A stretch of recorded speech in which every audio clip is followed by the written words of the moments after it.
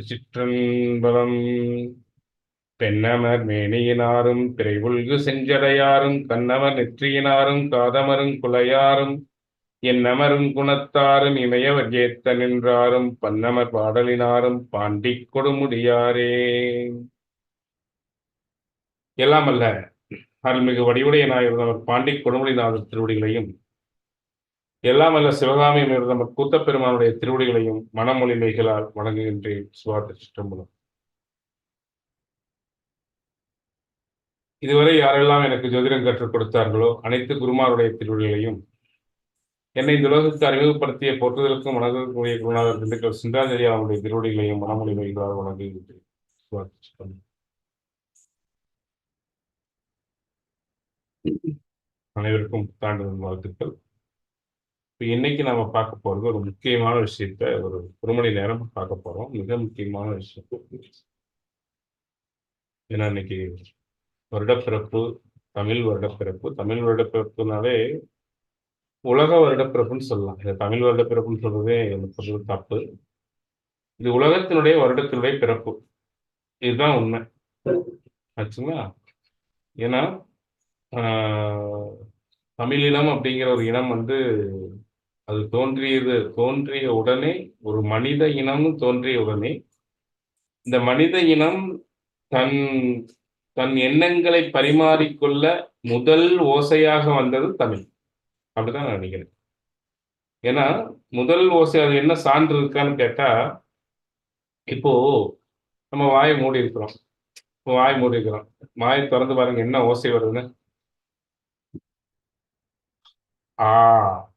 இந்த ஆங்கில எழுத்தையே முதல் எழுத்தாக வைத்தது தமிழ் எழுத்து. வேற எந்த ஒரு மொழியிலும் கிடையாது.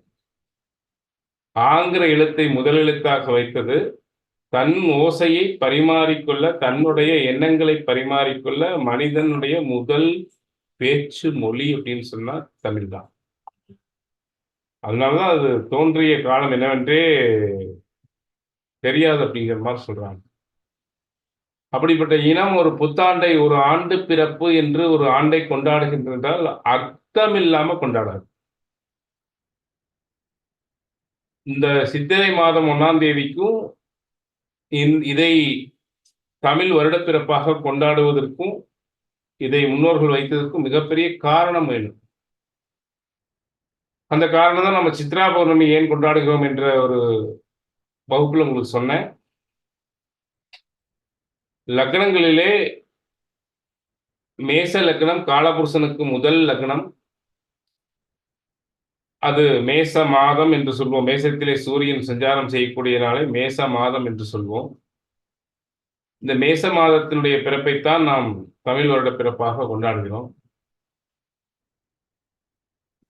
இந்த மேசம் என்ற ராசியில்தான் சிவம் என்ற ஆற்றலும், அதாவது மேசம் என்ற ராசியில் தான் சிவத்தினுடைய ஆற்றலும், அதாவது உயிரினுடைய இயக்க ஆற்றல் அப்படிங்கிறது அங்கதான் நிக்குது. நம்முடைய நெற்றி பொட்டு, இந்த நெற்றி பொட்டு தான் மேசத்தை குறிக்குது.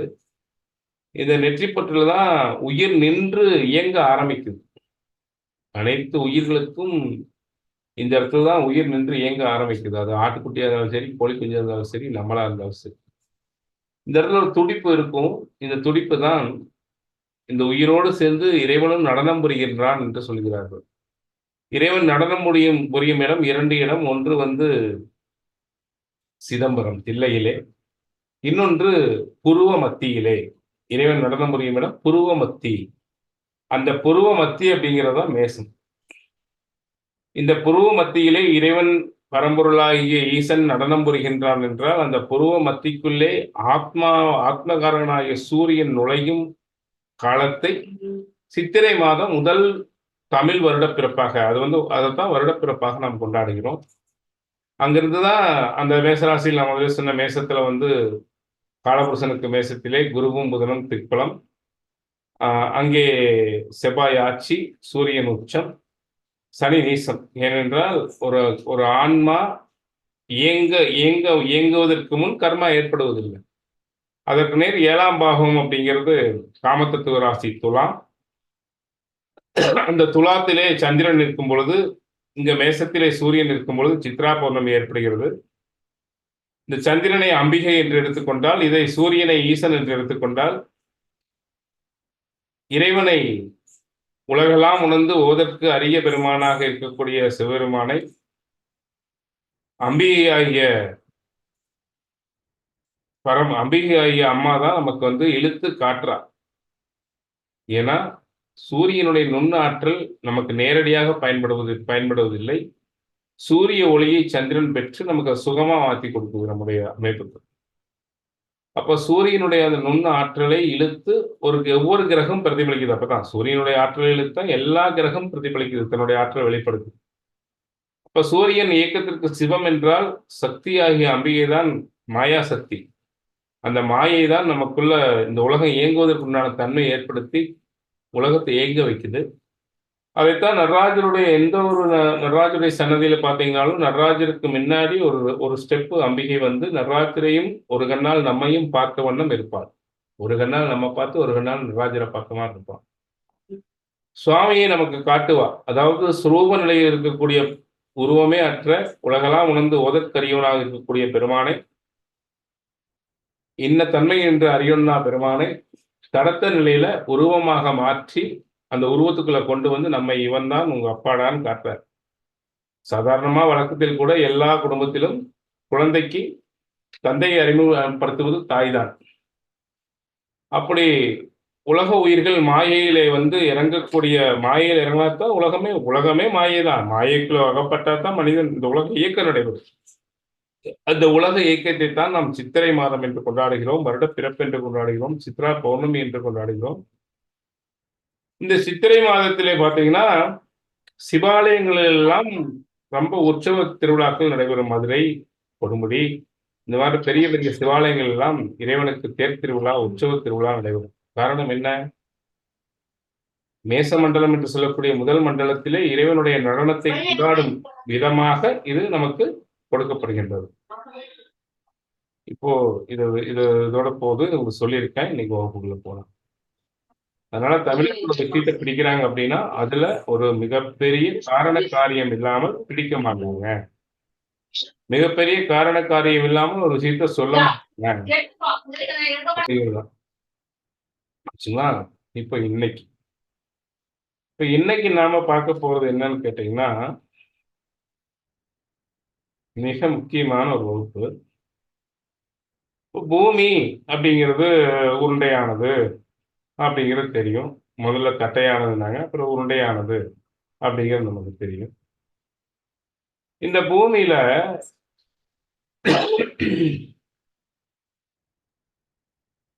பூமி 360 டிகிரி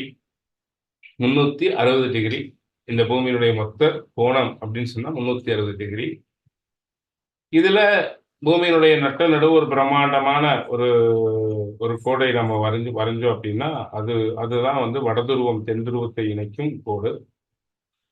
அது இந்த கோடு வடதுருவத்தையும் தென்துருவத்தையும் இணைக்கும் கோடு. இதை வந்து நாம தீர்க்கரேகை அச்சரேகை என்று சொல்கின்றோம். தீர்க்கரேகையும் அச்சரேகை என்று சொல்கின்றோம். இந்த கோடு தான் பிரம்மாண்டமாக, அதாவது பூமியினுடைய வடதுருவத்திலிருந்து நார்த்திலிருந்து சவுத் ஆகிய தென்துருவத்தை இணைக்கும் ஒரு கோடு. இது மேச அயனம் என்று எடுத்துக்கொண்டால் இதை துலா அயனம் என்று எடுத்துக்கொள்ளலாம். இது மேச அயனம் என்றால் இது துலா அயனம். மேசத்தையும் துலாத்தையும் ஒரு கோட்டால் கீறும் பொழுது 180 டிகிரி அப்படிங்கிற விதத்துல பிரியுது. இந்த 180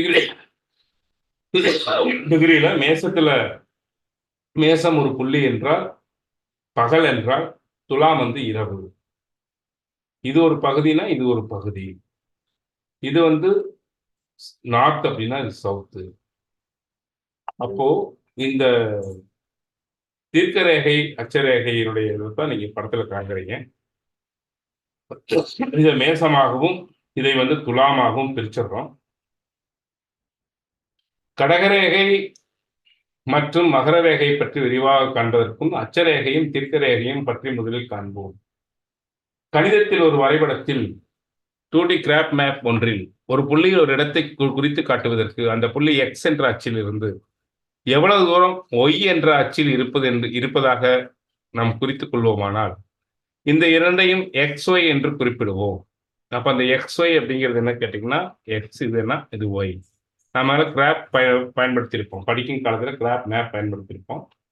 அந்த கிராப் மேப்ல இதே மாரி தான் கோடு இருக்கும். இது இப்படி இருக்கும், இப்படியும் கோடுகள் இருக்கும். இப்போ இந்த நார்த்தையும், இந்த சவுத்தையும் இணைக்கக்கூடிய ஒரு கோடும், இத வந்து கடகரேகை, அதாவது அட்சரேகை, தீர்க்க ரேகை என்று குறிப்பிடுகிறோம். இதை XY என்று குறிப்பிட்டுக் கொண்டோமானால், இப்போ நார்த்தில் இருந்து எத்தனையாவது டிகிரி இந்த பிறப்பு நடந்தது, ஜனனம் நடந்தது அப்படின்னு குறிச்சோம்னா, இது நேரு இந்த இந்த தீர்க்க ரேகை மேலேயே நம்ம பிறக்க போறதில்ல. இங்க தள்ளியும் பிறக்கலாம், இங்க தள்ளியும் பிறக்கலாம், இங்க தள்ளியும் பிறக்கலாம். அதனால இந்த 180 டிகிரிய பூமி பிரிச்சுட்டு, அதை சரிசமமாக அதனுடைய மிட் பாயிண்ட 90வது டிகிரில, இதிலிருந்து சவுத்திலிருந்து 90வது டிகிரி, நார்த்திலிருந்து 90வது டிகிரிய பிரிச்சாங்க. அப்படி பிரிக்கும் போதுதான் மகர ரேகையும் கடக ரேகையும் உருவாச்சு. இந்த மகர ரேகை கடக ரேகை உருவாச்சு. இப்ப நம்ம ஈஸியா கண்டுபிடிச்சிடலாம். அப்போ இந்த இடத்துல இருந்து இப்படி மகர ரேகை கடக ரேகை இதுன்னு வச்சுக்கோங்க. இது இந்த ரேகைனா இதுல இருந்து இத்தனையாவது டிகிரில, அதாவது அட்சரேகை தெற்கு ரேகையிலிருந்து 15 டிகிரி, அதே மாதிரி இந்த மகர ரேகையிலிருந்து இத்தனை டிகிரி இந்த பக்கம் தள்ளி 5 20 25 தள்ளி பிறப்பு எங்கே நடந்தது அப்படிங்கிறத நம்ம வந்து ஒரு ஜனன ஜாதகம் குறிக்கும் போது கணக்கிடுது. இதை மையமா வச்சுக்கிட்டு தான் ஜோதிடமே செயல்படுது. இதுதான் மைய புள்ளி. ஒரு ஒரு ஒரு ஒரு ஒரு சாஃப்ட்வேர் நீ கணிச்சு கொடுத்தாலும் சரி, இல்ல நம்ம கை கணிதத்தோட ஜாதகத்தை போட்டாலும் சரி, இதுதான் வந்து நம்ம இத்தனை டிகிரியில இத்தனை அசாம்சம் இத்தனை தீர்க்காம்சத்துல இந்த குழந்தை பிறந்தது. இதை வச்சுதான் நம்ம வந்து அந்த கிரகங்களையே லக்ன புள்ளியை குறிப்பிடுகிறோம். இதுல என்ன சார் முக்கியம் இருக்கு, இதெல்லாம் எங்களுக்கு தெரியுமே சார், இன்னைக்கு என்ன சார் வருஷப்பொறுப்பனைக்கு இதை சொல்லி இதுல என்ன சார் இருக்கு சுப்பிரமணிய சார் அப்படின்னு சுப்பிரமணிய சார் கேள்வி கேட்டார். சார் இதுதான் சார் முக்கியமானது. சுப்பிரமணிய சார் கேட்ட கேள்விக்கு நான் பதில் சொல்லணும் அல்லவா? இப்ப 4 ராசிகளை முக்கியமா எடுத்துக்கங்க. 1 லக்ன பாவகம், 7ஆம் பாவகம், 4ஆம் பாவகம், 10ஆம் பாவகம். இதுதாங்க பூமியினுடைய அச்சு சுழல்வது முக்கியம். இதை வச்சுதான் ஜாதகமோ பூமியோ கணக்கிடப்படுது. மனித வாழ்க்கையும் இதை வைத்துத்தான் நிர்ணயிக்கப்படுகின்றது. இதை நம்புவீங்களா? ஜாதகம் மட்டுமல்ல, பூமியினுடைய அச்சரேகை தீர்க்க ரேகை மட்டுமல்ல, பிறப்பினுடைய இடத்தை கணக்கிடுவது மட்டுமல்ல, ஒரு பிறப்பினுடைய இடத்தை கணக்கிடுவது மட்டுமல்ல, பிறந்த இடத்தை குறிப்பது மட்டுமல்ல, மனித வாழ்க்கையே இதை வைத்துத்தான் இயங்குவது. இதை வைத்துத்தான் கர்மாக்கள் அனைத்தும் செயல்படுகின்றது. இதை வைத்துத்தான் வெற்றி தோல்வி அனைத்தும் செயல்படுகின்றது. எப்படி சார் அப்படின்ட்டு கேட்கிறார் சுப்பிரமணிய சார். இதுக்கு பதில் சொல்லணுமல்ல? இப்போ இந்த பூமி சுழல்வதற்கு, பூமியை நாம் பிரிப்பதற்கு ஒரு அச்சு என்பது, அதாவது ஒரு பூமி சுத்தம் அப்படின்னா ஒண்ணு மேலச்சு ஒரு கீழச்சு. இந்த அச்சுல இந்த அச்சை வடதுருவமாகவும் தென்துருவம் வைத்து சுழலுது அப்படின்னா, இப்ப இதை டிகிரி வாய்ஸ் பிரிக்கிறாங்க. இப்போ இதுல இருந்து நேர் ஒரு கோட்டை பிரம்மாண்டமான மேசாயனுக்கு வந்து கீழே எழுத்துட்டு வந்தோம் அப்படின்னா, கீழே எழுத்து அப்படியே கொண்டு போறோம், அப்படியே கொண்டு போய் இணைக்கிறோம் அப்படின்னா, மீண்டும் மேசாயனுக்கு கொண்டு போய் இணைக்கிறோம். அந்த பூமியை 2ஆ பிளந்து இணைக்கிறோம் அப்படின்னா, நேர் கீழே அந்த பூமியினுடைய ஹெச்சில அடித்துருவத்துல வரும்போது துலாத்தை தொட்டு திருப்பியும் மேல போகும், திருப்பியும் மேல போய் மேசத்துக்கு வரும். இது ஒரு பந்தை இப்படி பிரிப்பதாக, இப்படி ஒரு பந்தை ஒரு அரைப்பாகமாக, ஒரு பலாப்பழத்தை வாங்குறீங்க, பலாப்பழத்தை நடுவா இருக்கிற மாதிரி ஆச்சுங்களா? அப்போ இதை வைத்து நாம் இந்த இடப்புள்ளின்னு சொல்ல முடியாதுன்னா, அதை மத்தியமா 90வது டிகிரியா பிரிச்சு மிட் பாயிண்ட்ல 180 மிட் பாயிண்ட தொட்டு அந்த மிட் பாயிண்ட 2ஆ பிரிச்சு மகரத்தையும் கடகத்தையும் சேர்க்கும் பொழுது மகர ரேகை கடக ரேகை என்று இதை சொல்லுகின்றோம். இதை மகர ரேகை கடக ரேகை என்று சொல்கின்றோம். இப்படி பிரிக்கும் போதுதான் பூமியினுடைய அச்சு சுழற்சி, பூமியினுடைய எந்த டிகிரியில எந்த லேட்டிடியூட்ல இந்த இன்னர் திசை நடந்தது அப்படிங்கிறத நாம கணக்கிட முடியுது. இதை மையமா வச்சுதான் பூமி சுத்துது. இதை வைத்துதான் இரவு பகல் ஏற்படுது. இதை வைத்துதான் ஒரு நாடு எந்த டிகிரியில் எந்த இடத்துல இருக்கு அப்படிங்கிறது கண்டுபிடிக்க முடியுது. இதை வைத்துதான் ஒரு நாட்டினுடைய தட்பவெப்பநிலை என்ன அப்படிங்கிறத கண்டுபிடிக்க முடியுது. அப்போ இதேதான் ஜாதகத்திற்கும்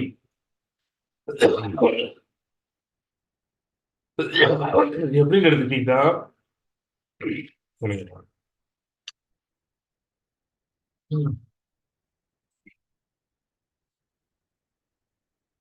இங்க பாருங்க,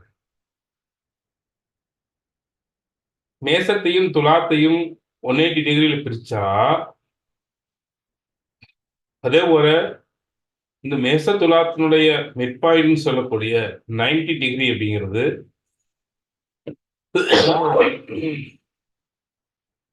மகரத்தையும் கடகத்தையும் இணைக்கும் பொழுது இப்ப 4 பகுதியா விழுந்துரும். எப்படி? 4 பகுதியா விழுந்துரும். எப்படி? இப்படி அணைச்சிட்டோம், பிரிச்சுட்டோம், இப்படி பிரிச்சுட்டோம்.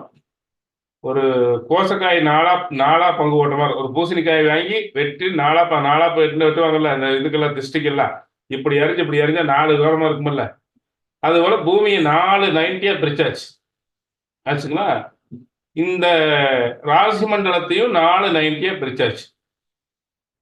இந்த 4 90 அப்படிங்கிறது மிட் பாயிண்ட். அதாவது மிட் பாயிண்ட் என்ன கேட்டீங்கன்னா, இந்த 4 புள்ளியும் வைத்துத்தான் ஒரு வட்டம் வரைய முடியும்.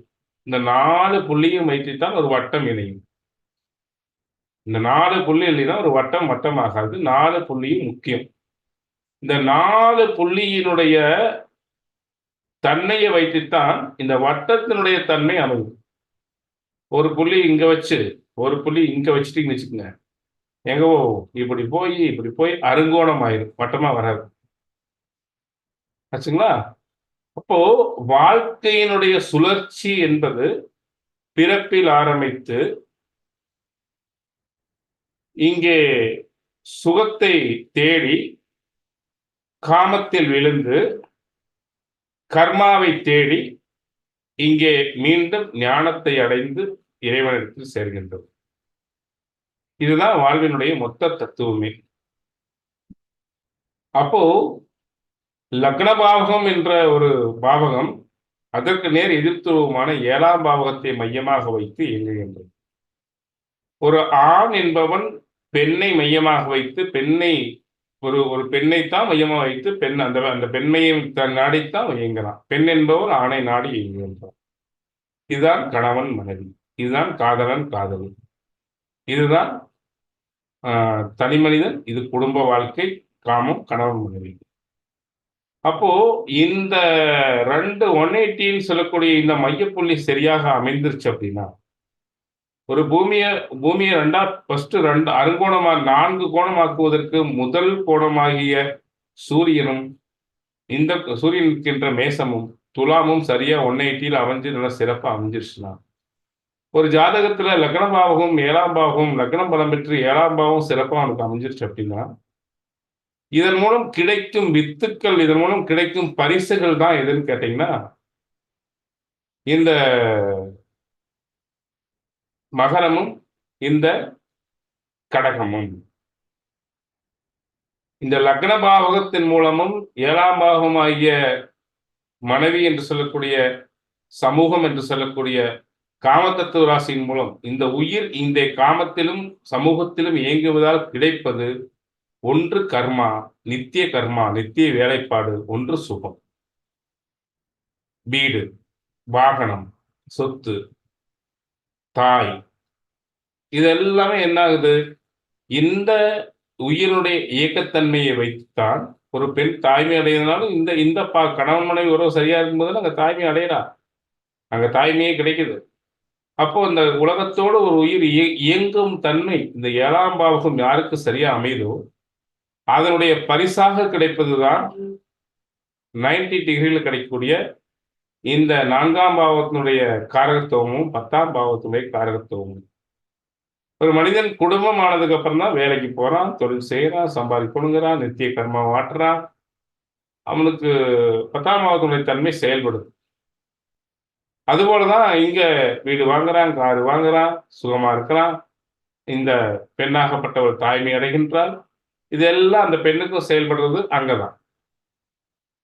அப்போ இந்த லக்னம் 7ஆம் பாவகத்திற்கு சரியான இயக்கம் இருக்கும் பொழுது, இந்த லக்னம் 7ஆம் பாவம் சரியாக இயங்கும் பொழுது, இந்த பாவம் சொல்லக்கூடிய இந்த 2 பாவங்களும், அதாவது கடகமும், மகரமும், ஒன்று நித்திய கர்மா சரிவர நடக்கும். இன்னொன்று வந்து ஆ சுகம், வீடு, வாகனம் இதெல்லாம் சேரும்.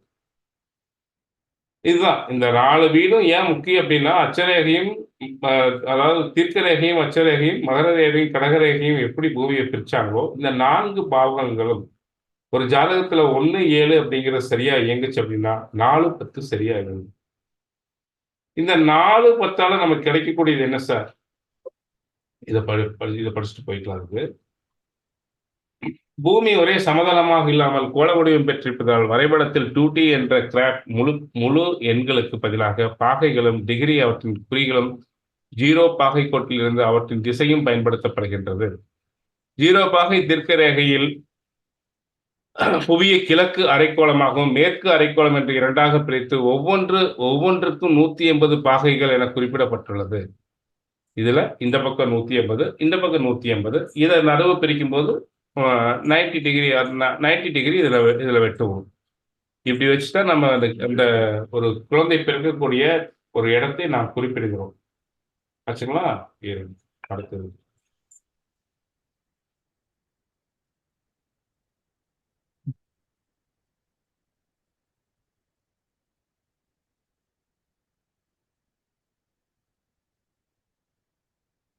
இதுல என்ன சார் நமக்கு இருக்கு? இது கடகத்தையும் மகரத்தையும் நாம இவ்வளவு முக்கியமா நம்ம எடுத்துக்கிறோம் அப்படின்னா, ஒன்றால் விளைவது ஒன்று, ஒன்றால் விளைவது ஒன்று. லக்ன பாவகத்தால் விளைவது 7ஆம் பாவம். 7ஆம் பாவத்தினுடைய இயக்கம் தான் நம்ம இந்த சொல்லக்கூடிய இந்த 2 பாவம் என்று சொல்லக்கூடிய ஒரு கர்மாவை செயல்பட வைக்கின்றது. நம்ம ஒரு சொத்து சுகம் இதெல்லாம் வாங்குறோம்னா இந்த 7ஆம் பாவத்தில் இயங்குறத வச்சுதான். இப்ப பாருங்க, இந்த லக்ன பாவம் என்று சொல்லக்கூடிய பாவகம் 7ஆம் பாவகத்தோடு இயக்கத்தால் கிடைப்பது இந்த 10ஆம் பாவமும் அதே மாதிரி 4ஆம் பாவமும். இந்த 4ஆம் பாவத்துக்கு திரிகோண பாவம் எது? 1. கடகத்துக்கு திரிகோண பாவம் எது? 1. 5ன்னு சொல்லக்கூடிய 8, அதுக்கப்புறம் 9ன்னு சொல்லக்கூடிய 12ஆம் பாவம். காலபுருஷனுக்கு 4ஆம் பாவத்துக்கு திரிகோணம் அப்படின்னு சொல்லக்கூடியது 4ஆம் பாவத்தை 1ஆம் பாவம் எடுத்துக்கிட்டீங்கன்னா 8ஆம் பாவம் வரும். 5ஆம் பாவமா, அதுக்கடுத்து 9ஆம் பாவம் வரும். இப்போ இந்த சமூகத்தோடு இவன் இயங்குவது சரியாக இருக்கும் பொழுது அந்த இயக்கத்தினுடைய தன்மையில கிடைக்கிறது 4ஆம் பாவகம். இந்த 4ஆம் பாவகம் சரியா அமையும் போது அவனுக்கு வந்து 8ஆம் பாவத்தையும் கடந்துடுறான், சரியா இயங்குது. 9ஆம் பாவத்தையும் சரியா இயக்கிக்கிறான். அவனுக்கு கிடைக்கின்ற சுகம், வீடு, வாகனம் எல்லாமே சிறப்பா அமையுது. அதுபோல 8ஆம் பாவமான வாழ்க்கையில் சொல்லக்கூடிய ஒரு ஒரு தீர்க்க முடியாத கர்மாவை கூட அவன் எளிதா தாண்டி போயிடுறான். அவன் வெற்றி பெற்றுறான். அதே மாதிரி 12ஆம் பாவம் விரைய பாகம் அயன போக சுகமும் அவனுக்கு கிடைக்க வேண்டியது கிடைச்சிருது.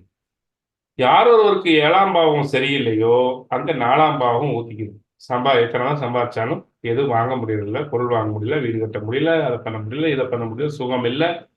இந்த சுகம் எங்கு பாதிக்கப்படுதோ அங்க அதற்கு 5ஆம் பாவகமான அவமானம் அப்படிங்கிறது வந்துருது. இங்க விரை அப்படிங்கிறது ஆக்டிவேட் ஆயிடும்.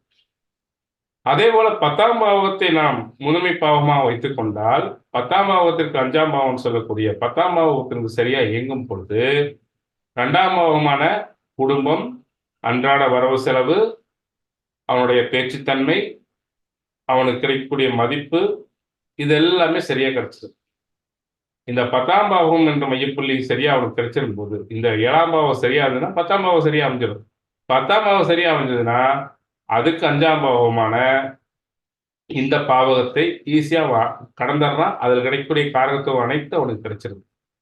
அதே போல அதற்கு 5ஆம் பாவம் சொல்லக்கூடிய 6ஆம் பாவத்தை அவன் வெற்றி பெற்றுறான். நல்ல வேலை வாய்ப்பு, அதனுடைய சுபகாரத்துவம் சொன்ன நல்ல வேலை வாய்ப்பு, ஒரு போட்டித் தேர்வுல வெற்றி பெறுவது, அவன் எல்லாத்தையும் சாதிக்கக்கூடிய ஆற்றல், கர்மாவை எதிர்த்து போராடுவது, அதுல வெற்றி பெற்றுறான். இல்ல இந்த 10ஆம் பாவம் இந்த 7ஆம் பாவம் அவனுக்கு கெட்டு போகும்போது 10ஆம் பாவம் ஊத்திக்குது. ஒரு நல்ல வேலைக்கு போக முடியல, நல்ல ஒரு தொழில் செய்ய முடியல, தொழில வெற்றி பெற முடியல. இது கெட்டு போனோடனே 2ஆம் பாவம் அன்றாட வரவு, குடும்பம் எல்லாம் போயிருது. அதுக்கப்புறம் 6ஆம் பாவமான கடனும் நோய் வந்துருது.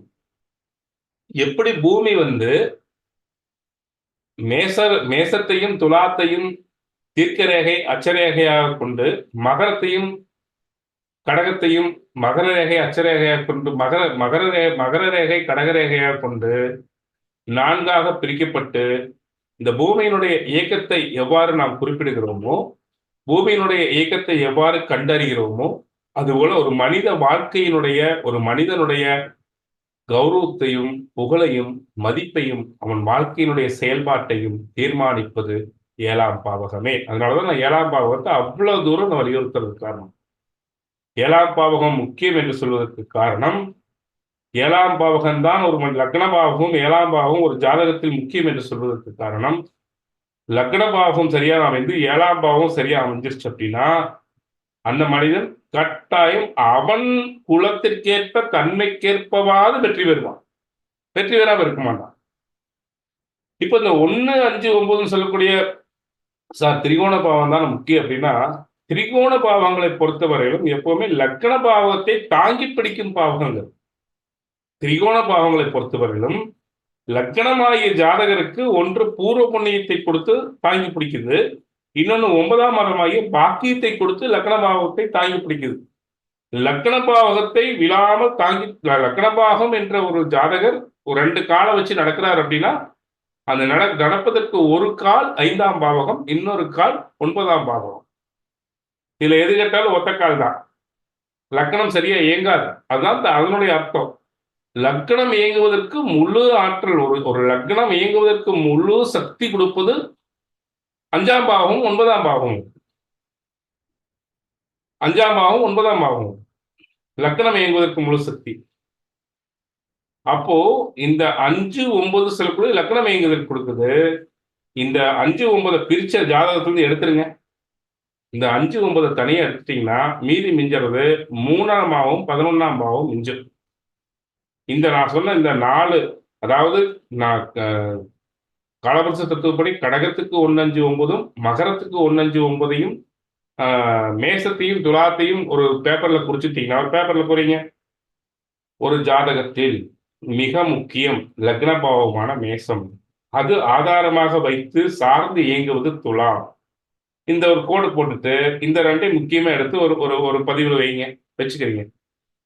அப்போ இதனுடைய தன்மையை மையமாக வைத்து இயங்குகின்ற பாவகம் அப்படின்னா, இதை வைத்து இயங்குகின்ற பாவகம் அப்படின்னா, இதனுடைய 90 டிகிரி சொல்லக்கூடிய மகரமும் கடகமும் எப்படி பூமியை 4ஆ பிரிச்சாங்க, பூமியை 4ஆக 4 90ஆ பிரிச்சாங்கல்ல, 4 அரைக்கோளமா 90 90 90 90.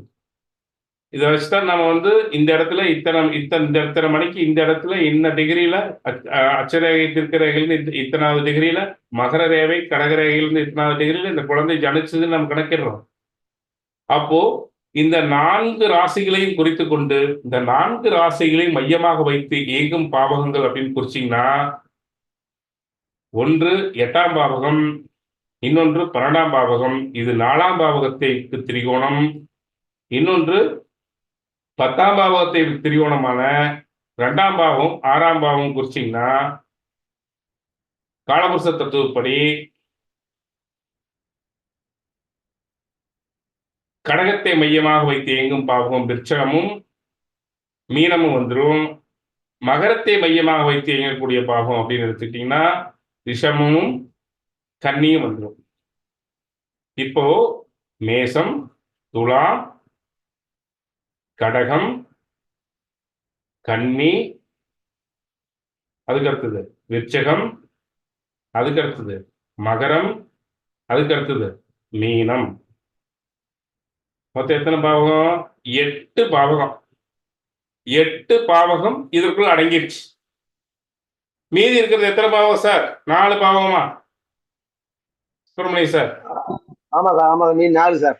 நான் இதை நல்லா புரிஞ்சுக்கணும். இதை நல்லா புரிஞ்சுக்கிட்டு சாப்பிட்டு விளங்கும். மீதி இருக்கிற 4 பாவகமும் 5, 9 பாவகம் உயிருக்கு துணை செய்யக்கூடிய பாவகம்.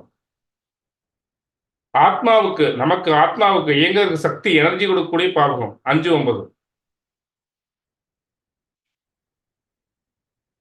3, 11 இந்த 5, 9ஆல் விளைகின்ற விளைச்சல். 3ஆம் இடமான முயற்சி ஸ்தானத்துக்கு பயிரா இருக்கிறது எது? 9ஆம் பாவகம். நான் சொல்லிக் கொடுத்திருக்கிறேன். காலம், நியதி, கலை, வித்தை, அழகம் என்ற 5 தத்துவங்களும் செயல்படுத்துவது 3ஆம் பாவகத்தை. ஒருத்தனுக்கு பாக்கி இருந்தா தான் முயற்சியே பண்ணுவான் அது அடையிருக்கு. 9ஆம் பாவகத்தை மையமாக வைத்து இயங்குவது 3ஆம் பாவகம். இதால் விளைகின்ற விளைச்சல் அது. இங்க 5ஆம் பாவகத்தால் விளைகின்ற விளைச்சல் வெற்றி. எவ்வளவு வெற்றி அடைய போற அந்த ஒரு செயல்ல உன்னுடைய வெற்றியினுடைய தன்மை எதா இருக்கு, எவ்வளவா இருக்க போகுது, எந்த அச்சீவ்மெண்ட் அடைய போறான் அப்படிங்கிறது தான் 11ஆம் பாவம்.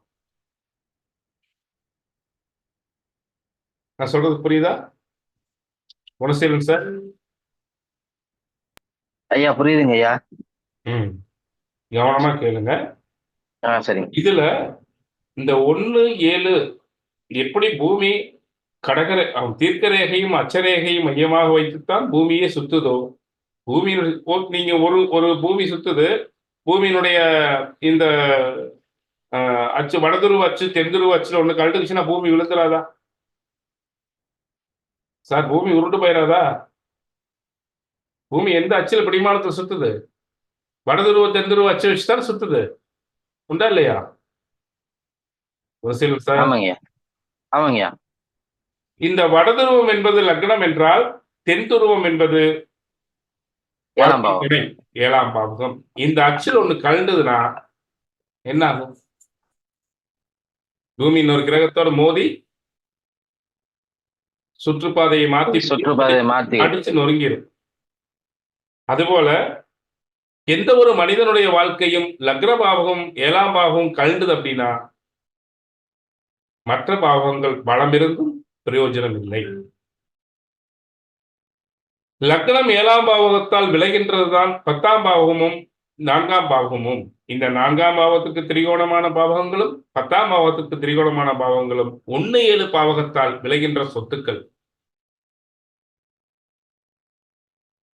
1, 7 என்று சொல்லக்கூடிய விளைநிலங்களால் விளையக்கூடிய விளைச்சல் அப்படிதான். அந்த விளைச்சல் தான் 4ஆம் பாவத்துக்கு திரிகோணமும், 4ஆம் பாவம் சேர்த்தி 4ஆம் பாவத்துக்கு திரிகோணமும், 10ஆம் பாவம் சேர்த்தி 10ஆம் பாவத்துக்கு திரிகோணங்களும். இதை விடுத்து நின்றால் 5, 9 என்பது ஆத்மாவுக்கு துணை செய்யும் பாவகங்கள். கடைசியில் ஜாதகர் வாழ்ந்து முடிஞ்சு என்ன வெற்றி பெற்றார், அவர் வாழ்வில் சாதித்தது என்ன, வெற்றி என்ன, அவருடைய ஆசைகள் எந்த அளவுக்கு பூர்த்தி அடைஞ்சது, அவர் எந்த அளவுக்கு அந்த ஆத்மா சுகதுக்கத்தை அனுபவிச்சு பக்குவம் பெற்று அந்த மனம் நிறைவடைஞ்சது அப்படின்னா 3ஆம் பாவம் 11ஆம் பாவம். இது ரிசல்ட். 3, 11 ரிசல்ட். 5, 9 லக்னத்திற்கு பூஸ்ட். 7ஆம் பாவகம் மையப்புள்ளி, எக்ஸாம் ஹால். இந்த எழுதிய எக்ஸாமில் கிடைக்கக்கூடிய பரிசுகள் 4ஆம் பாவத்தினுடைய திரிகோணமும் 10ஆம் பாவத்தினுடைய திரிகோணமும். இந்த மற்ற பாவங்கள் பாதிக்கப்பட்டாலும், இப்ப சார் 4ஆம் பாவம் பாதிச்சிருச்சு, சுகஸ்தானம் பாதிச்சிருக்கு சார், 7ஆம் பாவம் நல்லா இருக்குது சார். கட்டாயம் 7ஆம் பாவகம் லக்ன பாவகம் சிறப்பா இருக்கிறவன் 4ஆம் பாவகம் எவ்வளவு பலவீனமாக இருந்தாலும் அதை அவன் கடந்து சரி செய்ய முடியும்.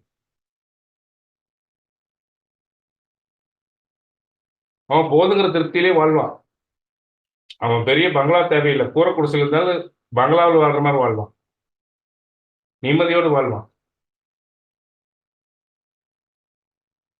1, 7 சரியாக இருந்தால் அவன் சம்பாதிப்பான் சார்.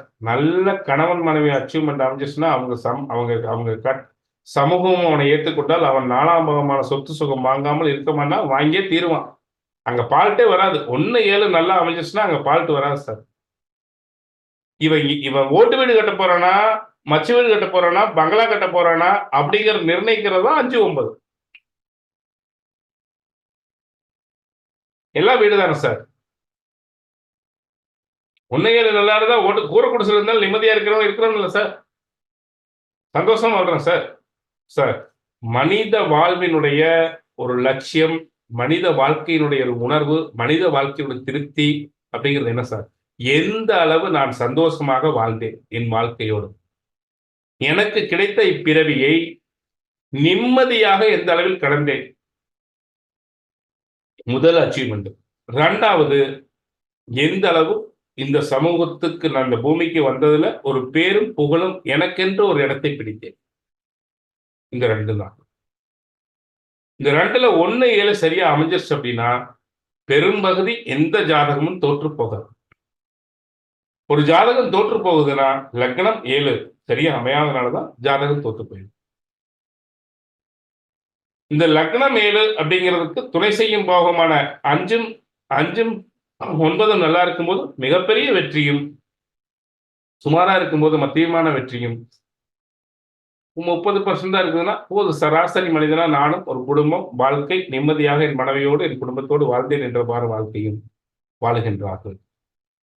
இது நான் இந்த மகர ரேகை தீர்க்க ரேகை வச்சு நான் ஒரு கணக்கு போட்டு எடுத்த ஒரு விஷயம். பரம்பொருள் எனக்கு கொடுத்ததை நான் எடுத்து சொல்லியிருக்கிறேன். இதை நீங்க யோசிச்சு பாருங்க எப்படி இருக்குன்ட்டு. சத்யகணேசன் சார்,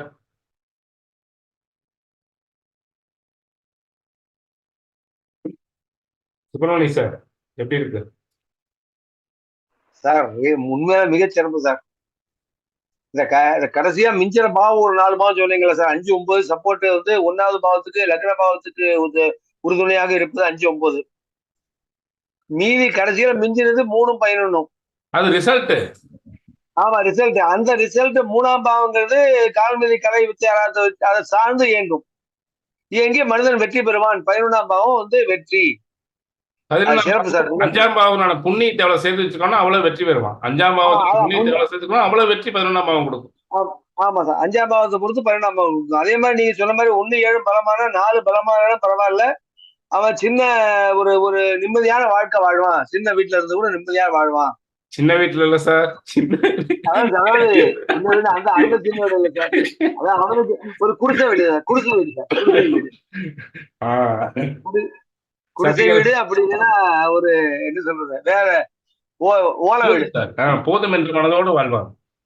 காட்டு சார், காட்டு சார், காட்டு. எங்கே இவனுடைய தேடல் நிக்காம போயிட்டு இருக்குன்னா, யார் ஒருவருக்கு 7ஆம் பாவமான காமத்தத்துவ ராசி சரியா இயங்கலையோ, துலாம் சரியா இயங்கலையோ, துலாம் சரியா அவனுக்கு இயக்கத்தை கொடுக்கலையோ, இல்ல எந்த லக்னமாக இருந்தாலும் அதற்கு 7ஆம் பாவமான ராசி அவனுக்கு சரியா வேலை செய்யலையோ, அங்கதான் ஆசைகள் நிறைவேறாமல் ஆசைகளை தேடி தேடி தேடி தேடி தேடி தேடி வாழ்க்கையை அழுத்து போவதற்கு காரணம் 7ஆம் பாவகத்தில் ஒரு ஒரு ஒரு ஒரு ஜாதகத்தில் லக்ன பாவத்துக்கு நேர் எதிர்பாவகம் சரியான பிடிப்பை அவனுக்கு கொடுப்பாதனால் எல்லா விதத்திலும் தோல்வி அடைகிறான். சத்யகணேசன் சார், எப்படி சார்? அதாவது சார், அந்த பிரசன்டேஷன் அப்படின்றது தான் முக்கியம். அதாவது நான் அந்த இன்வால்மெண்ட், உங்களோட பிரசன்டேஷன் எல்லாம் குறைய சொன்னோம்னா நாக்குல தான் புண்ணு வரும். சரியா? வேற எங்கேயும் வராது. அதாவது இன்னைக்கு நான் சும்மா ஒரு ப்ரிப்பரேஷன் சார். நம்ம தான் இன்னைக்கு அர்த்த திரிகோணம், நம்ம திரிகோண சூட்சமங்கள் பேசலாம்னு இருக்கோம் இல்லையா? நான் சும்மா எடுத்து வச்சுட்டு இருக்கேன், பாயிண்ட்ஸ் எல்லாம் எடுத்து வச்சுட்டு இருக்கேன். ஸோ அதுக்கு சாதகமா உங்களுடைய விளக்கங்கள் அமைஞ்சுது. ஒரு லக்னம் ஒரு ஜாதகருக்கு லக்னம் 5, 9 பலமா இருக்கிறது அப்படின்றது தான் ஒரு ஜாதகரனுடைய பில்லரே. அதான் அதை இதுக்கு மேல ஒரு விளக்கத்தோட கொடுக்க முடியுமான்றது தெரியல. அதான் லக்னாதிபதி, 5ஆம் அதிபதி, 9ஆம் அதிபதி, இந்த 3 பேருக்குள்ளார ஒருத்தருக்கு ஒருத்தர் தொடர்பு கொள்றதுன்றது தான் ஒரு ஆதிபத்திய சிறப்பு. அந்த ஜாதகருக்கு இருக்கக்கூடிய மிகப்பெரிய புகழை தேடி அந்த ஜாதகர் போறார், அல்லது அந்த 1, 5, 9ஆம் அதிபதிகள் தங்களுக்குள் தொடர்பு கொள்வது, அந்த கிரகங்களுடைய தசா காலங்கள் இளம் வயதுல டச் ஆயிடுச்சு அப்படின்னா கோ த்ரூ சக்சஸ் சார். இதுதான் நீங்க ரொம்ப விரிவா சொல்லிட்டு இருக்கீங்க இவ்வளவு நேரம். நான் ரொம்ப துல்லியமா கவனிச்சுட்டு இருக்கேன். அற்புதம் சார், மிக அற்புதம். இதெல்லாம் கொடுப்பணும் சார். இதுல பாருங்களேன், வெறும் 9 பேர். நானுமே நிறைய கிளாஸஸ் மிஸ் பண்ணுவேன், நினைப்பேன் பார்க்கணும் போகணும்னு. இதுல இருக்கிற 9 பேர் இன்க்ளூட் நீங்க எல்லாமே 8 பேரு கொடுத்து வச்சவங்கன்னு நான் சொல்லுவேன். ஏன்னா இதை எப்படி கொண்டு போய் சேர்க்கணும் அப்படின்றது ஒருத்தர் பேசினார் சார், வேலாயுதம் சொல்லிட்டு பெங்களூர்ல இருந்து ஒரு ஐயா ஒருத்தங்க பேசினாங்க. எதுக்காக நான் அதை சொல்றேன்னா, அவருக்கு ஸ்டேஜ் கிடைக்கல சார், பிளாட்ஃபார்ம் கிடைக்கல. ஸோ ஜோதிடத்தை வளர்க்கணும்னா, ஜோதிடர்களை வளர்க்கணும்னா அதுக்கு வந்து ஒரு பிளாட்ஃபார்ம் வேணும். அது நம்ம குருநாதரை மிஞ்சி ஒரு நபர் இருப்பாங்களான்னு தெரியல. இனிமே பிறந்தாதான் உண்டு. கட்டாயம் சார். அந்த வேலாயுதம் சார் என்கிட்ட பேசும்போது சொன்னாரு, சார் நான் வந்து டிஎன்ஏ ஆராய்ச்சி பண்ணிட்டு இருக்கேன் சார். 20 ஆண்டு காலமாக நான் வந்து டிஎன்ஏ அஸ்ட்ராலஜி ஆய்வு பண்ணிட்டு இருக்கேன். எனக்கு டிஎன்ஏன்னு எனக்கு சுருன் ஆயிடுச்சு. ஐயோ டிஎன்ஏவா அப்படின்னு. நம்மளுக்கு அதுல நம்பிக்கை இல்லை. ஏன்னா அதை வெளிக்கொண்டு வந்த நபர் அப்படிப்பட்டவர். நம்ம சாடக்கூடாது. ஓகே, நம்ம அது தேவையில்லை, அது தனி டாபிக். ஆனா அவர் வந்து 20 ஆண்டு காலமா ஆய்வு பண்ணிட்டு இருக்காராம். ஒரு 5 நிமிஷம் தான் சார் பேசியிருப்பாரு என்கிட்ட. சோ சோ கோச்சாரத்தை கனெக்ட் பண்ணி என்னோட கர்மாவை சொல்றாரு அவரு. சோ சோ சோ சோ எனக்கு ரொம்ப ஆச்சரியமா இருந்தது, பிரமிப்பா இருந்தது. ரொம்ப 60 வயசுக்கு மேல உள்ளவர், பெரியவர். எனக்கு ஒரு வாய்ப்பு கொடுங்க சார், எனக்கு ஏதாவது எப்படி வெளியில கொண்டு வரதுன்னு தெரியல என்னோட சப்ஜெக்டான்னு சொன்னாரு. நான் சின்ன பையன் சார், ஏதோ இறையருளோல என்கிட்ட நீங்க பேசுறீங்களா இல்ல நான் உங்கள்கிட்ட பேசுறேனான்னு தெரியல. கண்டிப்பா நான் வந்து உங்களுக்கு ஒரு ஸ்டேஜ் கொடுக்குறேன். ஒரு சண்டே அன்னைக்கு நம்ம குரூப்ல பேசுங்க. அதுக்கு முன்னாடி நீங்க பேப்பர்ல எழுதி கொடுத்தா கூட சரி, நான் வந்து அதை நான் ப்ரெசென்ட் பண்ணி நான் உங்களுக்கு டிஸ்ப்ளே பண்றேன் எல்லாருக்கும் தெரியற மாதிரின்னு சொல்லியிருக்கேன். அதாவது ஸ்டேஜ் கிடைக்கலன்றது பாருங்க, நீங்க உங்களுக்குலாம் ஸ்டேஜ் கிடைக்கணும். அப்ப இதெல்லாம் தான் இதை வந்து ப்ரெசென்ட் பண்றது. உங்க உழைப்பு இருக்கு இல்லையா, இந்த ஒரு பேஜை கிரியேட் பண்றதுக்கு 1 மணி நேரம் ஆகும் எனக்கு தெரியும். ஏன்னா பிபிடிலாம் நான் வந்து நிறைய பண்ணி, நாங்கள் சின்ன பிள்ளையா இருக்கும் போதெல்லாம் அப்ரண்டிஸ் பண்ணும்போதெல்லாம் பிபிடி தான் ப்ரெசென்ட் பண்ணியிருக்கோம். நான் அப்ரண்டிஸ் பண்ணும்போதெல்லாம் என்எல்சியில் பிபிடிலாம் அப்பெல்லாம் விண்டோஸ் 8, இப்பெல்லாம் 10 வந்துருச்சு. விண்டோஸ் 7ல பண்ணோம் நாங்கெல்லாம். ரொம்ப கஷ்டமா இருக்கும் பிபிடி இதெல்லாம் ஒர்க் பண்றது. ரொம்ப பெரிய விஷயம். இதை வந்து நீங்க அதை கனெக்ட் பண்ணி அது எல்லா விஷயத்தையும் வெளியில கொடுக்கறது அப்படின்றது பரம்பொருளுக்கு நன்றி. உங்களுடைய பாதம் பணிந்து மிகப்பெரிய மிகப்பெரிய விஷயம். நீங்க இறைவனிடத்துல சேவை செய்யக்கூடிய ஒரு மனிதர், மாமனிதர். எங்களுக்கும் இந்த மாதிரியான சப்ஜெக்ட்ஸ் நீங்க கொடுத்துக்கிட்டே இருங்க. ஆமா. இன்னொரு பெரிய வேண்டுகோள் என்னன்னா, இதுல இருக்கக்கூடிய நண்பர்கள் அவங்களுடைய நண்பர்களுக்கு நிறைய இதுல ஜோசியரா இருக்கிறோம் அப்படின்னா உங்களுக்கு ஒரு 4 ஜோசியர் தெரியாம இருக்காது. நம்ம சிஆர் குழுல குறைஞ்சபட்சம் 500 பேர் பயணிக்கிறோம். அந்த ஒரு 5 பேருக்கு இந்த தகவல் சொல்லுங்க. ஏன்னா சதீஷ் சாருடைய பிரசன்டேஷன் இருக்கு இல்லையா, சித்தாந்தத்தோட ஜோதிடத்தை தொடர்பு படுத்துறது மிக சிரமம். ஏன்னா யாருக்கு வந்து அந்த சித்தாந்தம் அப்படின்றது தெளிவுற தெரியுதோ, என்ன அந்த 4 திருமுறைன்னு சொல்லுவாங்க, அவரெல்லாம் திருமுறை பாட விட்டோம்னா அப்படியே உறைஞ்சு போய் நம்மளாம் உட்காந்துரும். அப்ப அதோட ஜோதிடத்தை கனெக்ட் பண்றாரு பாத்தீங்களா, அந்த பிரபஞ்சத்தை. பெரிய விஷயம். அதை சொன்னாங்க, வடதுருவம் தென்துருவம், அந்த பூமியினுடைய அச்சு அசைஞ்சா என்ன பண்றது, 7ஆம் இடமும் லக்னமும் அதுதான்ன்றது. ஸோ அந்த 12 சக்கரம் அப்படின்றது பாத்தீங்கன்னா அந்த பூமியினுடைய ஸ்ட்ரக்சர் தான் அந்த 12 கட்டம் அப்படின்றது. நம்ம வந்து எங்கடா இதுல பூமி இருக்கு, கோள் தானே பூமியும் அப்படின்னா, சூரியன் தான் சார் பூமி, சிம்மம் தான் பூமி, வேற ஒண்ணும் கிடையாது. நீங்க வேணா பாருங்க, அங்க இருந்து இப்படி வாங்க, இங்க இருந்து மேல போங்க. இங்க சூரியன், மேல சந்திரன், புதன், சுக்கிரன், செவ்வாய், குரு, கடைசியில சனி. திருப்பி அங்கிருந்து வாங்க, இந்த பக்கம் புதன், சுக்கிரன், செவ்வாய், குரு, சனி. அப்ப பூமி தானே சார் அது. என்ன சோ இதை எப்படி கனெக்ட் பண்ணணும் பாருங்க. அப்ப அந்த 12 ராசி மண்டலத்தை ஐயா சொல்லும் போது அது காலச்சக்கரத்துக்கு 1ஆம் இடத்துக்கு 5ஆம் இடமா அமையுது பாருங்க. அது 1ஆம் இடத்துக்கு 9ஆம் இடமா தனுசு அமையுது பாருங்க. இதான் மையப்புள்ளி, அச்சு புள்ளின்றது சிம்மம் தான். ஒரு ஜாதகத்துல சிம்மம் நல்லா இருந்ததுன்னு வச்சுக்கோங்க சார், எந்த லக்னமா ஆனாலும் இருக்கட்டும், பெயர், புகழ், அந்தஸ்து, கீர்த்தி, ஒரு தனி மனித தத்துவத்தோட வாழக்கூடிய ஒரு தனி நபரா புகழடையக்கூடிய ஒரு அமைப்பு அந்த ஜாதகருக்கு வல்லமை. அதான் சார் இங்க போட்டிருக்கேன் இந்த சார்ட்ல பாருங்க. ஆமா, 5ஆம் பாவம் ஆகிய சிம்மத்தை தர்மத்தின் இடமாக புண்ணியங்கள் செய்யக்கூடிய ஒரு படத்தை போட்டு, இந்த 5ஆம் பாவத்தினுடைய தர்மத்தினுடைய விளைவுதான் நீ எந்த அளவு வெற்றி அடைய போகிறாய், எந்த அளவு உன் ஆசைகள் நிறைவேறப் போகின்றது, எந்த அளவு மனம், அதாவது மனோ தத்துவ ராசியில காம தத்துவ ராசி கும்பம், உன் மனம் எந்த அளவு நிறைவடைய போகின்றது இந்த வாழ்க்கையில் என்பதை 5ஆம் பாவகம் தான் நிர்ணயிக்கும். நீ ஒரு வாழ்க்கையில் ஒரு விஷயத்துக்கு முயற்சி செய்கின்றாய் என்றால் அந்த முயற்சிக்கு உன்னை உள்ள கொண்டு போய் சேர்த்தணும் அப்படின்னா பாக்கியமாகிய இறை அருள் இல்லாமல் நீ ஒரு விஷயத்தை கையில தொடவே முடியாது. அப்படிங்கறதுக்காக 9ஆம் பாவகம் தான் அந்த விஷயத்துக்கு முயற்சி பண்ண 3ஆம் இடத்தை இயக்கும். இந்த சார்ட் பார்த்துக்கோங்க சுப்பிரமணியன் சார். சார் சிறப்பு சார், சிறப்பு சார். இப்போ இந்த 12 பாவகங்களும் இயங்குவது ஆதாரம் 1-7. அதற்கு மிக உறுதுணையாக லக்ன பாவகத்திற்கு ஒரு ஆத்மாவுக்கு 2 தூண்களாக நிற்பது சிம்மமும் தனுசும் இரு ஆதாரங்களாக இருப்பது. அதான் சதீஷ் சொன்னார், சிம்மம் நல்லா இருந்துட்டா போதும், 5ஆம் பாவகம் ஒருத்தனுக்கு நல்லா இருந்துட்டா போதும், அவன் வெற்றி பெறுவானார், இந்த ஆத்மா செயல்படும். இங்க லக்னாதிபதி ஒரு மத்தியமமாக ஒரு அரை பங்கு பலத்தோடு இருந்தா கூட புண்ணியம் நல்லா இருந்துட்டா அந்த ஆத்மா நல்லா இயங்க ஆரம்பிச்சிடும். பாக்கி நல்லா இருந்துட்டா அதுக்கு தகுந்த மாதிரி இயங்க ஆரம்பிச்சிடும். இதைத்தான் இன்னைக்கு கிளாஸா ஒரு மணி நேரம் தான். ஏன்னா நீ அடுத்தது கேள்வி கேளுங்க, இப்ப இதோட முடிச்சிடலாம். ஏன்னா நம்ம இன்னைக்கு வந்து எனக்கு கொடியேற்றிக்கிறதுனால அங்க விசேஷம் இருக்கு. இப்போ 3:30 மணிக்கு ஐயாவோட கிளாஸ் இருக்கு நம்முடைய சிஆர்எஸ் டூல. அதனால நம்ம இன்னைக்கு வந்து புத்தாண்டு நாள் அப்படிங்கிறதுனால இன்னைக்கு கிளாஸ் எடுக்காம விடக்கூடாது. ஏதோ ஒரு முக்கியமான தத்துவத்தை பற்றி பேசணும் அப்படிங்கிறதுக்காக தான் நம்ம இன்னைக்கு உள்ளுக்கு வந்தோம். இதுதான் சார், இதுதான் ஜாதகத்தினுடைய முற்றிலும் இயக்கமே. இந்த இயக்கத்துல இதை எப்படி சார் ஜாதகத்தோடு பொறுத்துறது அப்படின்னா, லக்ன பாவகமும் 7ஆம் பாவமும் பிரச்சனை இல்லாம ஒரு ஜாதகத்துல இருக்கான்னு பாருங்க சார். மிகப்பெரிய விஐபியா இருப்பான் சார். லக்ன பாவம் நல்லா இருக்கும், 5ஆம் பாவம் நல்லா இருக்கும், 9ஆம் பாவம் நல்லா இருக்கும், 7ஆம் பாவம் சுத்தமா கெட்டு போயிடும் சார். அவன் நிம்மதியா இருக்க மாட்டான் சார்.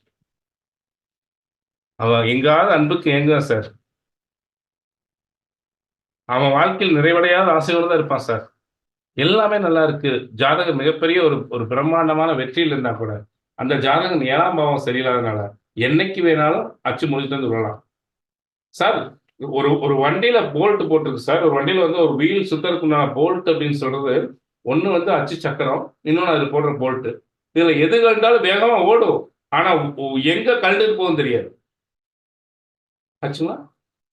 அப்போ ஒரு மாற்றம் அப்படிங்கிறது நீங்க சரவணன் ஹோட்டல் அதிபர் இருந்து எடுத்துக்கங்க. சரவணன் ஹோட்டல் அதிபர் இருந்து எடுத்துக்கங்க. வாரியார் சாமியினுடைய ஒரு சிஷ்யன். ஆனா அவருக்கு அந்த காமத்தத்துவ ராசி சரியா அமையாதனால எங்க கொண்டே விட்டது பாருங்க. கடைசியில் எங்க அடிச்சது பாருங்க. பெரிய பெரிய ஆண்கள் எல்லாம் விழுவதும் வீழ்வதும் 7ஆம் பாவகத்தின் என்ற சிக்கல் நிலை. சமூகம் அங்கீகரிக்கும் வரையிலும் நல்ல வாழ்க்கை துணையினுடைய அன்பு கிடைக்கும் வகையிலும் அந்த ஜாதகன் வீழ்வதில்லை. இது எங்க புடுங்கினாலும் எவ்வளவுதான் ஜாதகன் வெற்றி பெற்றாலும் என்று இந்த வீலிலிருந்து இந்த சக்கரம் கழண்டுட்டு போய் குப்புற விழுன்னு தெரியாது. வாழ்க்கை ஒரு பாதாளத்தை அடைந்தே தெரிகின்றது. 5ஆம் பாவம் 9ஆம் பாவம் சரியா அமையாது. 7ஆம் பாவம் கெட்டதுனால இந்த 2 கெட்டாதான் அது கெடும். ஒருத்தன் பாக்கி நல்லா இருந்ததுன்னா அவனுக்கு நல்ல மனைவி வந்துருவா. 7ஆம் பாவம் நல்லா இருக்கும். 5ஆம் இடம் கெட்டாதான் 9ஆம் இடம் கெட்டாதான் 7ஆம் பாவமே கெடும். 9ஆம் இடம் நல்லா இருக்கிற ஜாதகத்துல 7ஆம் பாவம் அவ்வளவு கெடாது. தொடர்பு இருக்கு சார். கர்மாவுக்கு தொடர்பு இல்லாம ஜாதகம் அமையாது. இது இப்படி இருக்குன்னா அது இப்படி இருக்குன்னா அதுக்கு தகுந்த மாதிரிதான் மற்ற பாவங்கள் அமையும். 5, 9 நல்லா இருக்கு, அவனுக்கு எப்படி சார் 5, 9 புண்ணியாத்மா இல்ல சார். 5, 9 இருந்தா புண்ணியாத்மா. புண்ணியாத்மாவுக்கு எப்படி சார் மோசமான மனைவி வருவா? இல்ல மோசமான அவன் எப்படி சார் சமூகம் புறக்கணிக்கும்? 5, 9 நல்லா அமைஞ்சா அவனுக்கு நல்ல வாழ்க்கை வந்துதானே தீரணும்.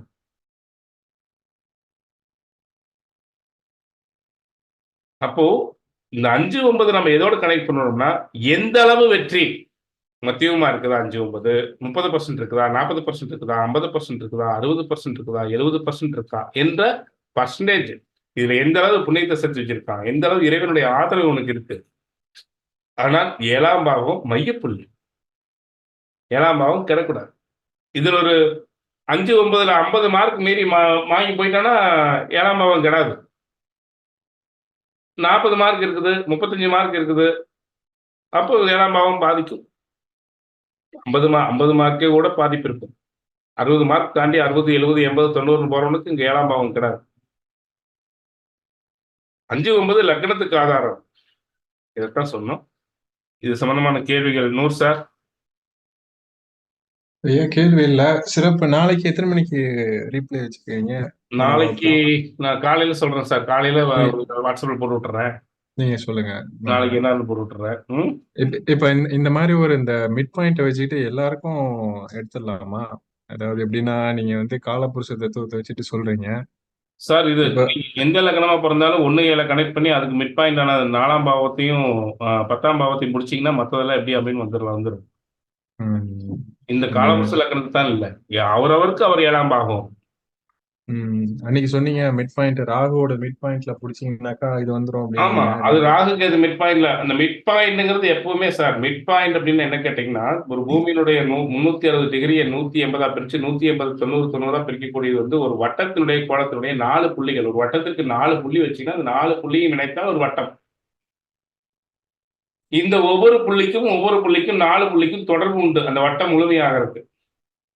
அந்த இடத்துல ஒரு புள்ளியில இந்த ராகு கேதுக்கு மட்டும் நிழல் கிரகங்கள் உருவம் இல்லாத கிரகங்கள் என்பதால் இந்த ராகு கேது என்ன பண்றீங்கன்னா அதனுடைய காந்த ஈர்ப்புத்தன்மையால் தன்னுடைய மிட் பாயிண்ட் இருக்கக்கூடிய கிரகங்களை கட்டுப்படுத்தும். மற்ற கிரகங்களுக்கு அப்படி கிடையாது. இந்த ராகு கேதுக்கு மிட் பாயிண்ட் சொல்லக்கூடிய ராகு இப்போ மேசத்துல கேதுவும் துலாத்தில் ராகுவும் நிற்கிறது என்றால் கடகத்தில் இருக்கின்ற ஒரு கிரகமும் மகரத்தில் இருக்கின்ற கிரகமும் பாதிக்கும். அதனுடைய இயக்கத்தன்மை பாதிக்கும். சிறப்பு சிறப்பு. இப்ப புரியுதுங்க. சிறப்பு. அதனுடைய மிட் பாயிண்ட்ல நிற்கக்கூடிய கிரகங்களுடைய தன்மைகள் அதனுடைய இயக்கம் பாதிக்கும். புரியுதுங்களா?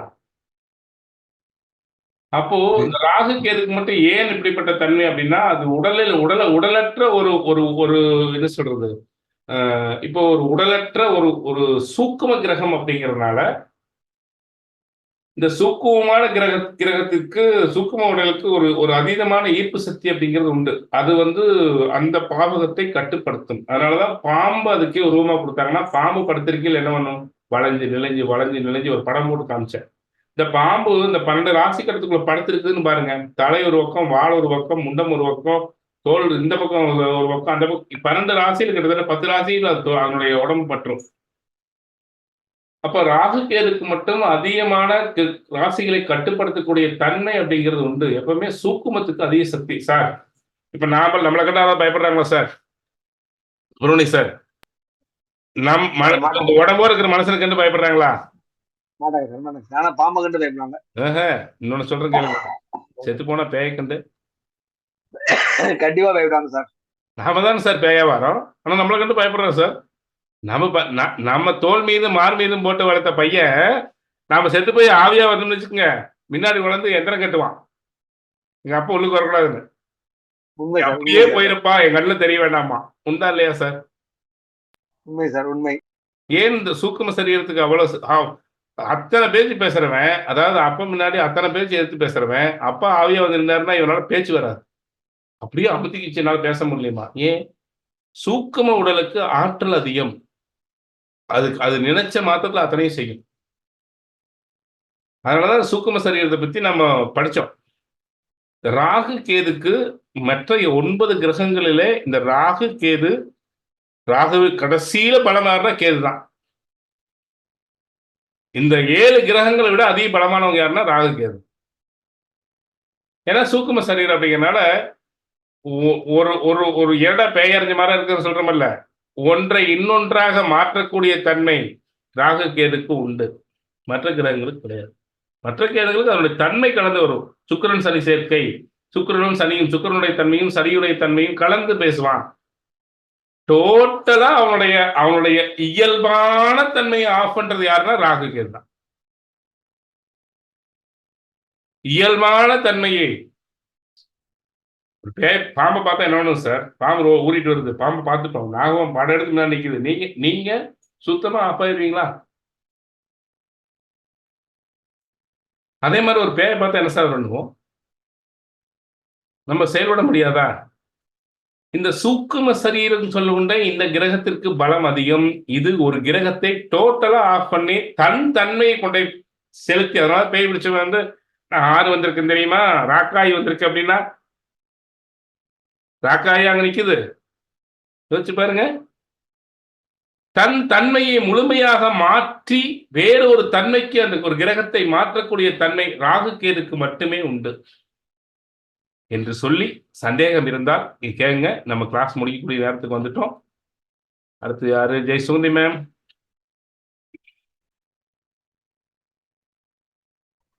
ஓம் நம சிவாயம் ஜி. நம சிவாயம். சொல்லுங்க சிவா. ஓம் நம சிவாயம். ஓம் நம சிவாயம் ஜி. சிவ சிவா. என்ன சொல்றதுக்கே ஒண்ணும் இல்ல ஜி. உண்மையாவே சக்தி கணேசன் ஜி சொன்னது போல இறைவன் அருள் ஜி. கிளாஸே புரியலங்கிறீங்களா? சொல்றது ஒண்ணுமே இல்ல ஜி. வீட்டுல பெயிண்டிங் வேலை நடந்துட்டு இருக்கு ஜி, அதனால என்னால எழுத முடியல ஜி. அந்த பிள்ளைங்க இடையில பேசினாங்க.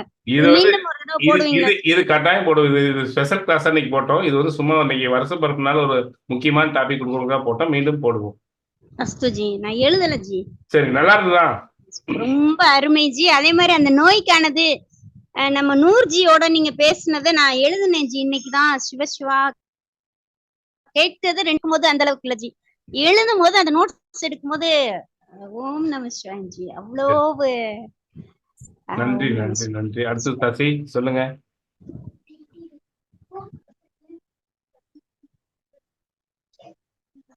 சசி சொல்லுங்க. அண்ணா சொல்லுங்க.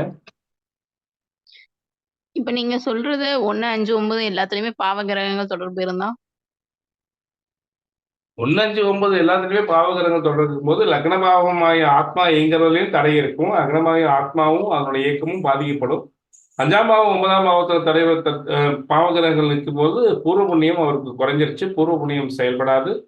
9ஆம் பாவத்தில் இருக்கும்போது இறைவனுடைய அருளும் காலம் நிகதி கலை வித்தை அராகம் என்ற தத்துவங்களும் அவருக்கு பயன்படாம போயிட்டு இருக்கு. அவருக்கு செயல்படாம போயிட்டு இருக்குங்கிற ஜாதகர் வாழ்க்கையில் ஒரு ஒரு ஒரு 40% 50% தான் தொட முடியும். அது எப்படி நிக்குது, என்ன சாரத்தில் நிக்குது, அதனுடைய பலத்தை வச்சுதான் போக முடியுமோ ஒழிஞ்சு பெரிய அவருடைய வெற்றி ஒன்றும் கர்மா அடைய இருக்கு முடியாது. பெரிய வெற்றி ஒன்றும் அடைய கஷ்ட முடியாது.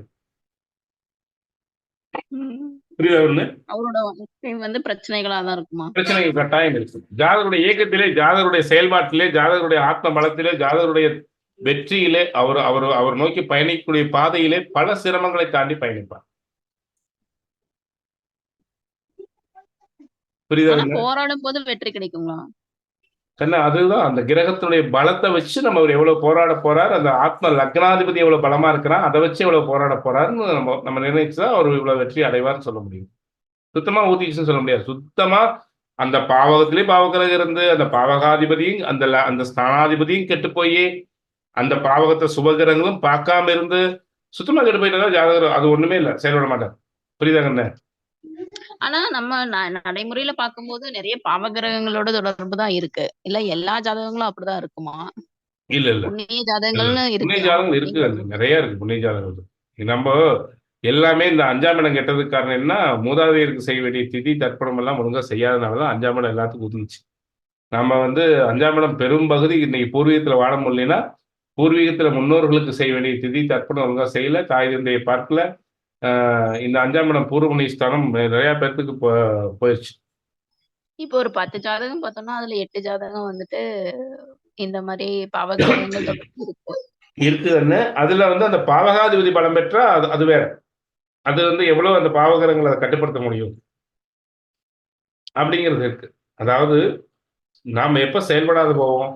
இப்போ நீ ஒரு கலெக்டரா இருக்கிற, உங்க வீட்டுல அன்ற ஒரு சரி சொல்றது சாதாரண ஊருக்குள்ள ஒரு திருடக்கூடிய திருட வந்தானா அவன் உன்னை கண்டுதான் அடங்கியிருப்பான்.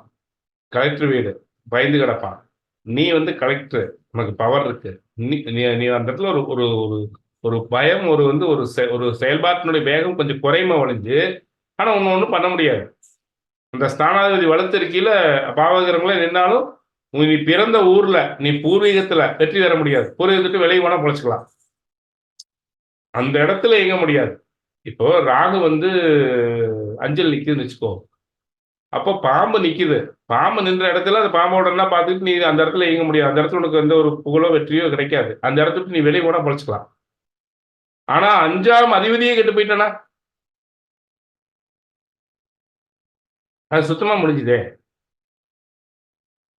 5ஆம் இடத்த சுபக்கிரகம் பார்த்ததுன்னா கொஞ்சம் இயங்கும். ஆனா 5ஆம் அதிபதியே கெட்டு போகும்போது 5ல் ஒரு சுபக்கிரகம் நின்னுதுன்னா அது வேற. 5ஆம் இடத்தை எப்பவுமே ஒன்ன புரிஞ்சுக்குங்க, ஒரு பாவகாதிபதி முதல்ல தன் வீட்டினுடைய வேலையை செய்யும். தான் நின்ற இடத்தினுடைய வேலை செய்யும். ஒரு கிரகம் தான் நின்ற இடத்தினுடைய வேலை செய்யும். அடுத்து தன் வீட்டினுடைய வேலை செய்யும். தன் வீட்டினுடைய வேலை எப்ப செய்யாதுன்னா, தன் வீட்டில் ஒரு கிரகம் இருக்குதுன்னா வேலை செய்யாது. அப்ப அங்க பாவகிரகங்கள் இருந்தாலும் இந்த வீட்டின் அதிபதி அங்க கெடுத்ததுன்னா, இந்த லக்னம் எந்த அளவுக்கு இந்த 5ஆம் இடம் எவ்வளவு அதிபதி எவ்வளவு வலுவா இருக்கானோ அதை பொறுத்து தாக்கு பிடிக்கும். ஆனா 5ஆம் அதிபதியும் கெட்டு 5ஆம் இடத்துலயும் பாவகிரகம் நின்று 5ஆம் இடத்தை பார்க்கறதும் பாவகிரகங்களே பார்த்துச்சுன்னா சுத்தமா பாதிச்சிடும். அதை வச்சுதான் நம்ம அது எவ்வளவு தன்மை அப்படிங்கிறது முடிவு பண்ண முடியும். புரியுதா சசி? அடுத்தது யாராவது கேள்வி இருக்கா? சசி புரிஞ்சுதா? புரிஞ்சுக்கலாம். குணசேகரன் சார். ஐயா புரிஞ்சதுங்கய்யா. இன்னைக்கு வகுப்பு அருமையா இருந்ததுங்கய்யா. தமிழ் புத்தாண்டு வாழ்த்துக்களுங்கய்யா. ஐயா சக்தி கணேசன் ஐயா. ஹலோ சொல்லுங்க சார், சொல்லுங்க. சார், வணக்கம் சார். இந்த பாக்கியத்துக்கு எல்லாம் வந்து மூலதானம் வந்து நீங்க தான் சார். உங்கள் திருவடி சரணம். நன்றி, நல்ல நன்றி. ஒரு குருவை வந்து எங்களுக்கு கொடுத்துருக்கீங்க. கண்டிப்பா எனக்கு கொடுத்துருக்கீங்க. அது உங்களால தான் முடிஞ்சது. அது இல்ல சார், எல்லா பெருமையும் வந்து நம்ம குருநாதர் குரு சின்னராஜ ஐயாவுக்கு தான். கண்டிப்பாங்கய்யா. அந்த குரூப்ல எனக்கும் இல்ல அப்படின்னா என்னையும் சேர்த்துங்க. எனக்கும் சக்தி கணேசன் சென்டர் தான் இன்ட்ரோடியூஸ் பண்ணி விட்டாங்க நம்ம அந்த குரூப்ல. நமக்கு சரிங்கய்யா. நல்ல ஒரு குரு கிட்ட வந்து சரணடைஞ்சிருக்கோங்கய்யா. நீங்க சிஆர் ஐயாவா இருக்கட்டும், நீங்களா இருக்கட்டும், சதீஷ் ஐயாவா இருக்கட்டும், ஒரு நல்ல ஒரு பாண்டுங்கய்யா. உண்மையிலேயே நான் இதை எப்படி பாக்குறேன் அப்படின்னா, நான் லக்னமா இருந்து உங்களை திரிகோணமா பாக்குறேங்கய்யா. நன்றி, நன்றி சார். 1, 5, 9 பாக்குறேங்கய்யா. கண்டிப்பாங்கய்யா. அற்புதம் சார், அற்புதம். நன்றி சார், நன்றி சார். தாரகேஸ்வரி மேம். ஐயா வணக்கங்க ஐயா. வணக்கம், வணக்கம். சொல்லுங்க. ஐயா இன்னைக்கு கொஞ்சம் லேட்டா ஜாயின் பண்ணிட்டேன் கிளாஸ்.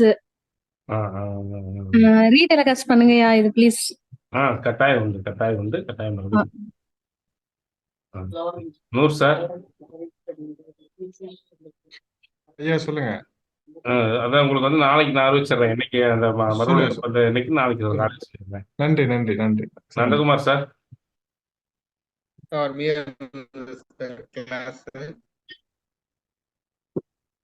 விட்டு விட்டு கேட்குது. நமஸ்காரம் சார். நமஸ்காரம். கிளாஸ் அருமையா இருந்தது சார். சரி சரி சரி சரி சரி. கேள்வி ஏதாவது இருக்கா? 7ஆம் லக்னம் சொன்னீங்க. சொல்லுங்க. லக்னம் 7ஆம் லக்னம் சொன்னீங்கல்ல சார். ஆமாங்க. அதுவும் வந்து கர்மா பேஸ் பண்ணி தானுங்களா அந்த பாவம் அது சார்?